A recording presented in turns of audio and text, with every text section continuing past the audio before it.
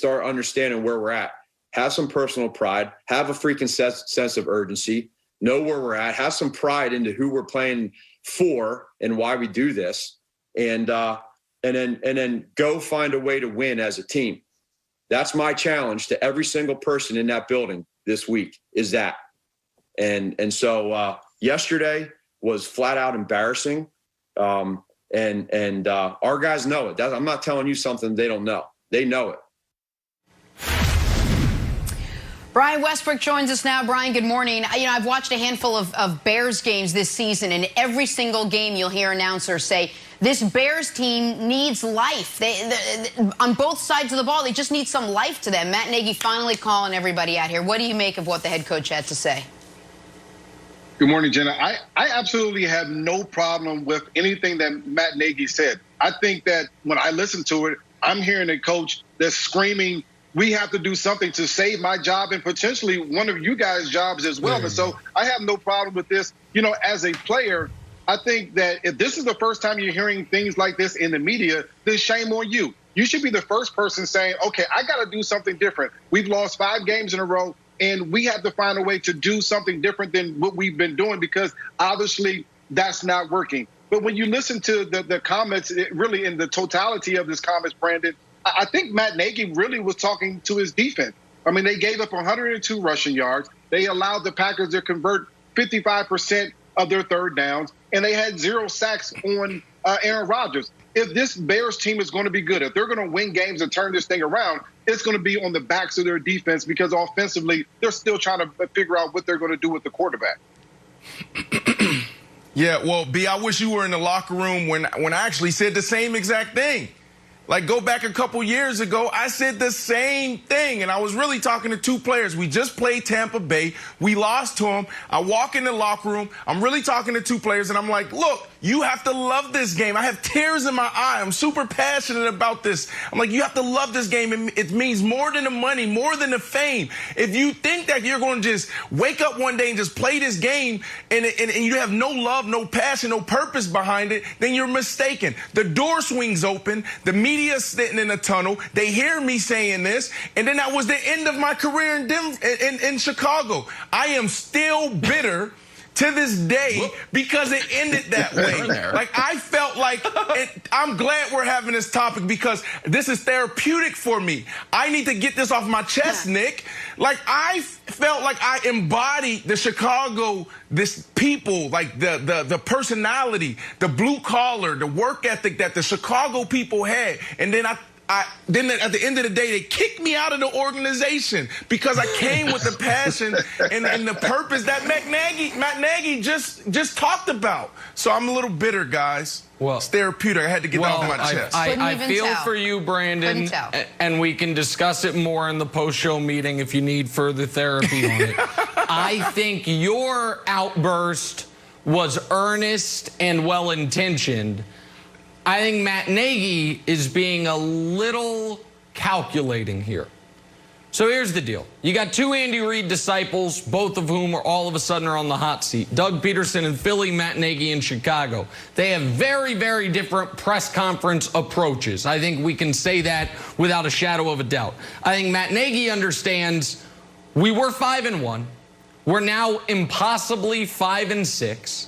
And I am going to get fired unless this thing turns around massively and I get some credit for the turnaround. So I think he sees we're on national television against the Packers, get annihilated. What do we got coming up? Well, we got a Detroit team that fired its coach, a Houston team that's fired its coach. A couple weeks later, we got a Jacksonville team that just fired its GM. We got teams in disarray. We have a chance to salvage what will, at the end of the year, look like a decent record, maybe 8-8. And if I can plant my flag that, you know, the turning point of the season, remember when Matt Nagy said, have some personal pride, wake up. It's not that now we get to play the Lions and not the Packers. Now we get to play the Jags and not the Vikings. No. It was that moment. I think Matt Nagy right now understands unless there is a massive change in narrative, he's going to be out of a job.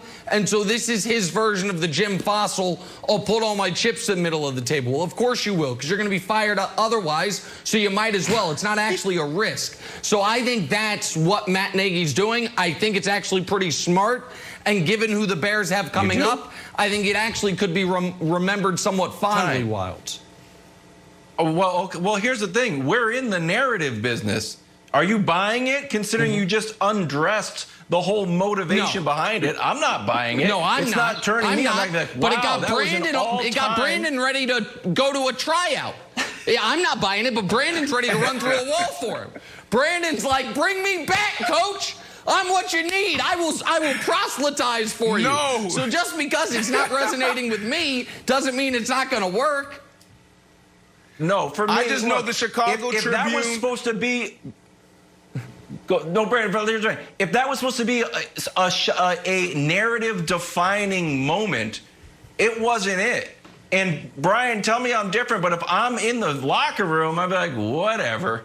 I'm going to try harder. Like you were in a game, like, ooh, my coach said to try harder. I have to have some personal pride. Okay, yeah. All right, I guess I'll run faster and block better. I don't know if it's resonating in the media or the locker room, but you can tell me I'm different. Well, I think the things that do resonate is when you tell teams that, our jobs are on the line because guys love money. They love having employment. Then when you tell teams this and you tell them that we need more from you. And again, I think he solely was talking to the defense. We need you guys to play better because offensively we're still trying to figure things out. And, what else can Matt Nagy say? He can't say, hey, we can execute better and different things like that because we already know that. Now we say we need you to do a little bit more, take a little bit more time. He mentioned the thing. If you're talking about catching 10 balls on the jugs, catch 20. If you're studying film for 2 hours after practice, study it for 4. Do the small things, detail your work a little bit more. And if you do that, we're trying to find a way to win. Hopefully that can help us win the football game. I guess so. Yeah, B, but in all seriousness, I learned an important lesson in Chicago. Like, I truly am a little bitter, but, because I definitely thought I was going to retire Chicago Bear. But I learned a lot about leadership.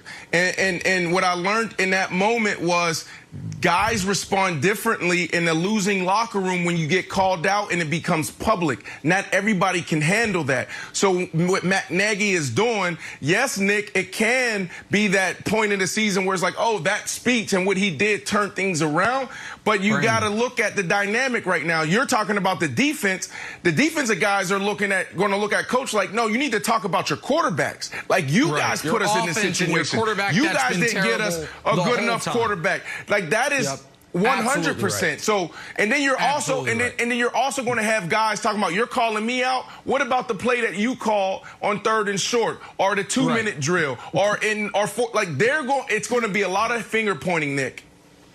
Just real quick, just to bring this full circle, Brandon, what I really think will make you feel better is if you tell us who those 2 players were. It was Jay Cutler and who? I'll take it from here, Brandon. I will say nobody. I can't do it. It's still the fraternity. I can't do it. By the way, I just made up the Jay Cutler thing, but I know I'm right. It's Jay Cutler and some.